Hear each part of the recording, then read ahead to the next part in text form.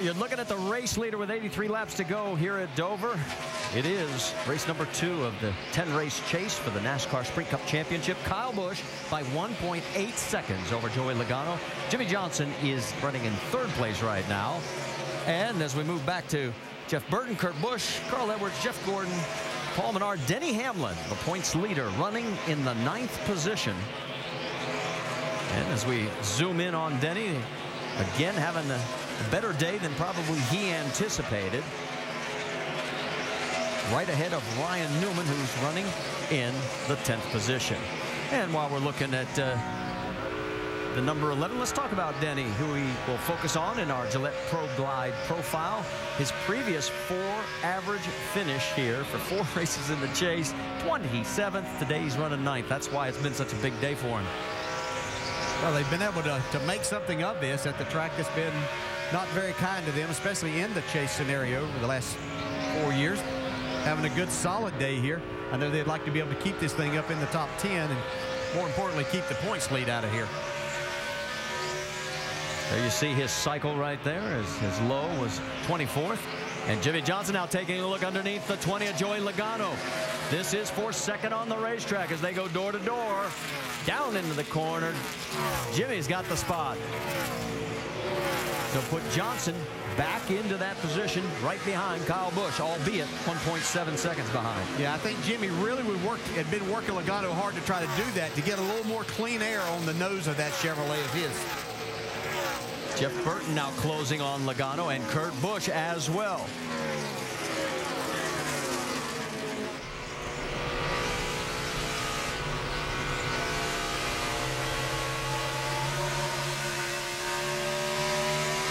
There's Kurt's cycle. Of course, back at that one point when he had the penalty, served it, went to the back of the field. Let's get a further update. Dave Burns. Andy, crew chief, can I have a little help here? Yes, sir, Dave. All right, if you have a little loose race car, you put some air in the right front. That'll tighten it up a little bit, right? Yep. All right, well, they did that, and unfortunately, Kurt says it's still loose, and now the right front feels like a basketball. You saw it get loose off the corner there. What's up with the basketball stuff? Well, when you get too much air in that right front, especially with this rubber buildup on the track, it'll enhance that, that vibration and bouncing effect. So I've heard that so many times at this track that right front feels like a basketball when you get too much air in it.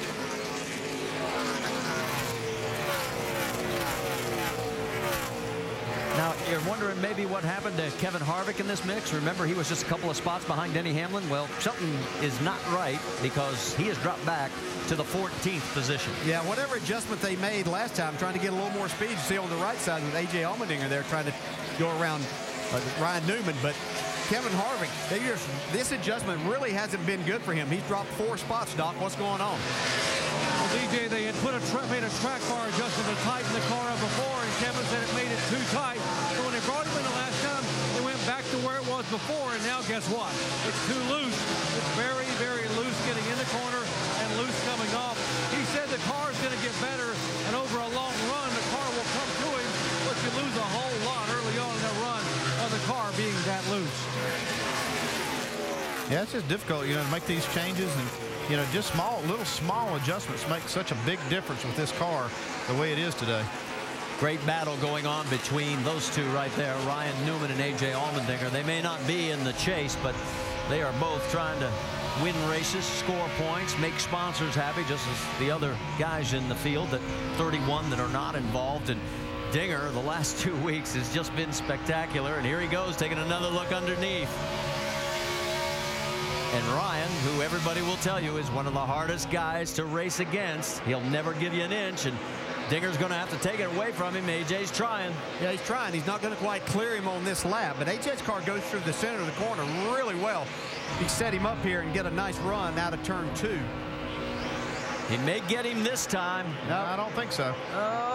Nope, you're right, Andy. He's going to carry the momentum. Yeah, you really got to back off a little bit to getting down to the corner, jump in the gas right here, then you can kind of put a slide job on him.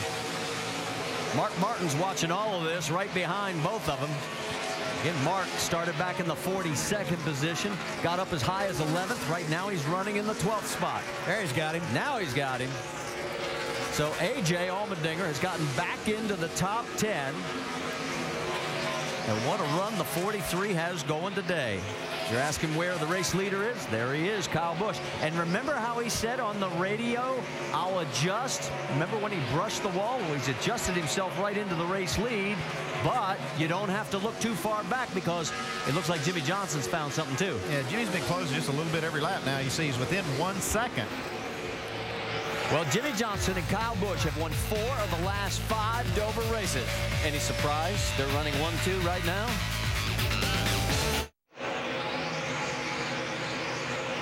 With 63 laps to go, the battle is on for first. You're on board with Kyle Busch. Right behind him is Jimmy Johnson. He has been closing quickly. Well, Jimmy just found something in his race car. See, he's trying to go underneath him right now and see if he can take this lead back. Both cars have been trying to hold the bottom line. Kyle can't do it any longer. Jimmy side by side, and he's going to clear him.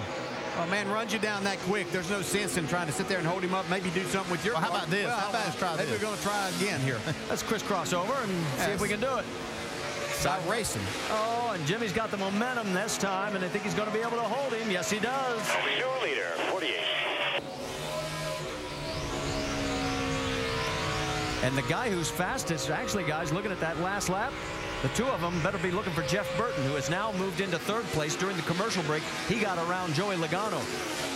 He is 1.6 seconds behind. Remember the bonus points for leading the most laps? Well, Jimmy Johnson back in front. Here comes Jeff Burton. Don't forget Burton, he led only the final 6 laps when he run this race back in 2006. Yeah, and you can see Burton's running a little different line. He's a little higher on the racetrack, but it's really working well for him right now. He's beating Jimmy Johnson a little over 1/10 of a lap. Jamie, what have you got down there? Well, it's interesting, DJ. You hit on something with Jeff Burton. He's driving a little bit different line. Jeff told his crew, guys, I've been here 33 times. I am having to drive this racetrack like I have never driven it before. He's going straighter into the corners than he's used to. But hey, it's working. Remember their goal to be a top 3 car?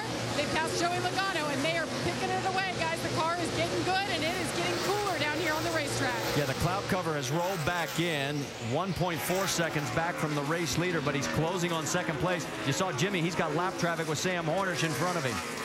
Yeah, and sometimes you drive that thing straighter into the corner. It does a couple of things. You carry more speed through the center of the corner, and then you're not abusing your tires as much. Yeah, but watch this. We're going to see him pass Kyle Busch, but he's going in the corner, and he's running up in the center, and then he pulls it way down on the bottom of the track coming off. He's going to have to race Kyle Busch and make him run a little different line here. Yeah, he got his right sides in all of that rubber right there, and you can see it just didn't stick for him. Kyle Busch looked in his mirror. I'm sure that his spotter probably told him, too, where Jeff Burton's been running. He took that groove away from him. Well, he actually got a little loose coming out of that corner. He's lost a little ground now to Kyle, but here he comes back again. Yeah, and that's what happens. You run up on a car, and it kind of takes away your groove, breaks your rhythm for just a minute, makes it more difficult. Also, I'm pretty impressed with Kyle Busch. He makes adjustments constantly during the race to make his car do what he wants it to do. Jeff Gordon's got his hands full with Paul Menard. Menard's got a great day going for him as well, as he's in 8th. Kyle got a little sideways on the right side of the screen. Here comes Jeff Burton, that is. Yeah, talk about Paul Menard. He is having a great day as Burton goes into that 2nd spot now. So move Jeff up to the 2nd position. He is 1.7 seconds behind the race leader. What's going on with Kyle Busch, Vince? Well, as you can tell, his car not handling to his liking, says it's just too tight. They've been working on that the last couple of stops, but just haven't gotten it to where it'll turn the way Kyle wants it to turn through the corners. And he did, by the way, adjust that line to give Jeff Burton a little bit more trouble going by him. Burton obviously did get by him, but as the spotter Eddie DeHaan said, Jeff got loose there, and Kyle said, yeah, I know. Picking up the other Jeff Gordon still got his hands full of Paul Menard. Menard's last top 10 was 9 races ago at Chicago when he finished in the 10th position, and right now he's trying to take over the 7th spot. Right behind these two is Denny Hamlin, the current points leader, and A.J. Allmendinger rounds out your top 10.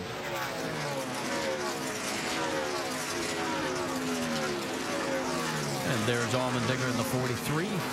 You see the gap between all 3 of those cars. Whoa, Hamlin got a little loose. And Allmendinger's going to close. So can A.J. take over the 9th position. Yeah, and last thing you want when you just got loose is to have somebody right on your bumper. Might be a good time to let him go.